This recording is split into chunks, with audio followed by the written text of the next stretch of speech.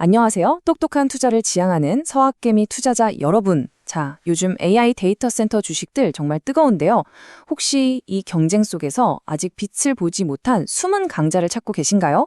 오늘 우리가 함께 깊이 파헤쳐볼 기업은 바로 DGPowerX, 티커는 DGXX입니다. 원래는 비트코인 쉐고라던 회사였는데 갑자기 AI 인프라 기업으로 완전히 변신하겠다고 선언했어요. 과연 이 작은 회사가 시장의 판도를 뒤흔들 진짜 언더독이 될 수 있을지 지금부터 그 가능성을 하나하나 샅샅이 뜯어보겠습니다. 이 회사의 변화를 가장 극적으로 보여주는 게 바로 이겁니다. 보세요. 과거는 디지호스트 테크놀로지, 암호화폐 채굴 회사였죠.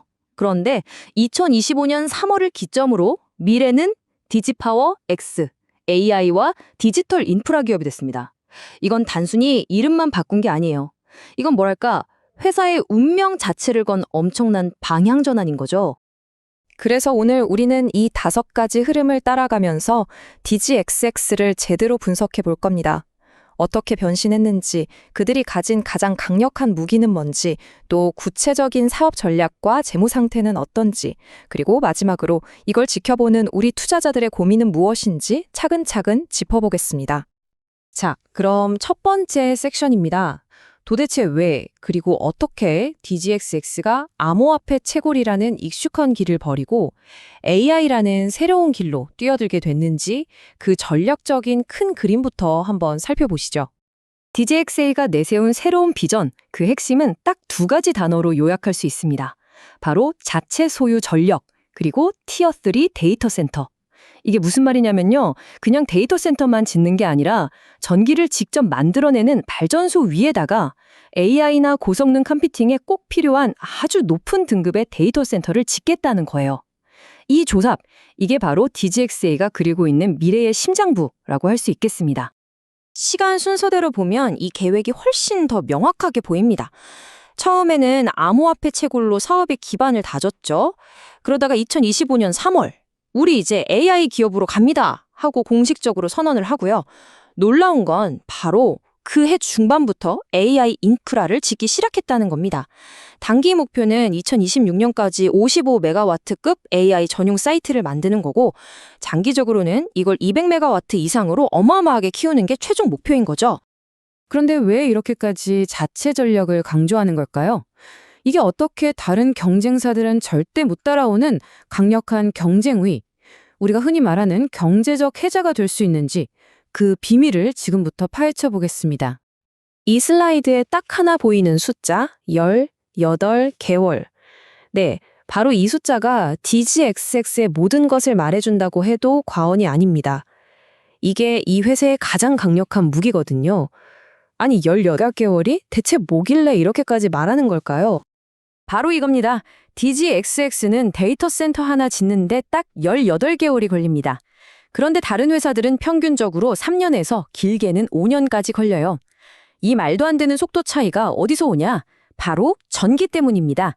다른 회사들은 땅 사고 건물 지어도 전력회사에서 전기를 끌어오는데 온것 허가받고 공사하느라 몇 년을 그냥 보내거든요.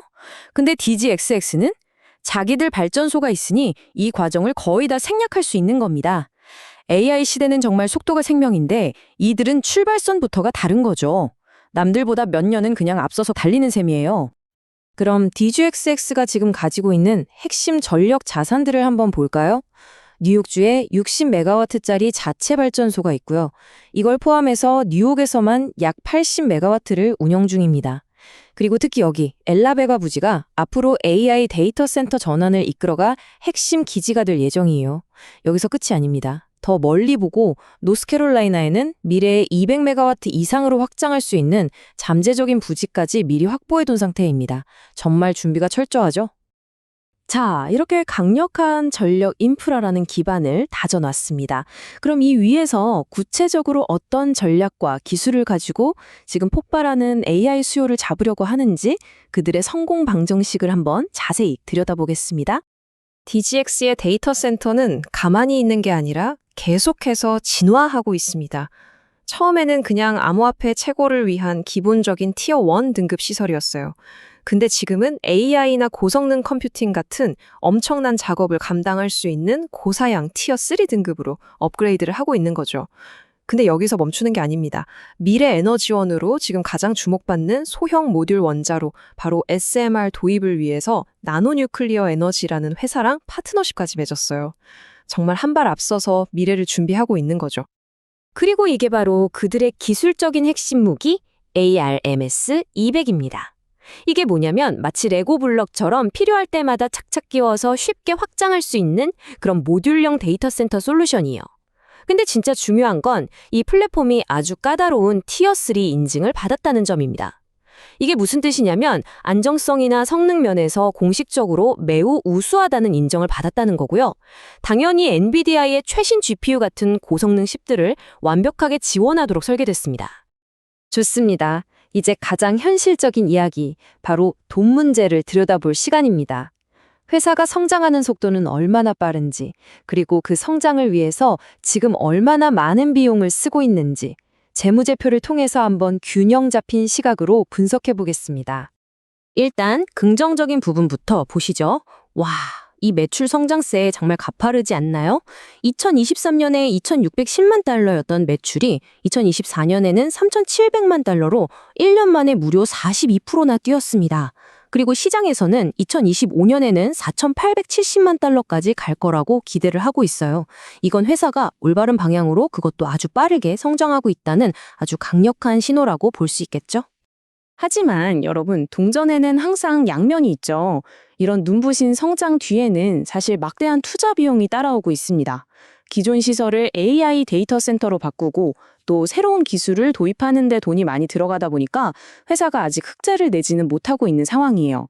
이게 바로 성장주들이 겪는 전형적인 성장통이라고 할 수 있겠습니다.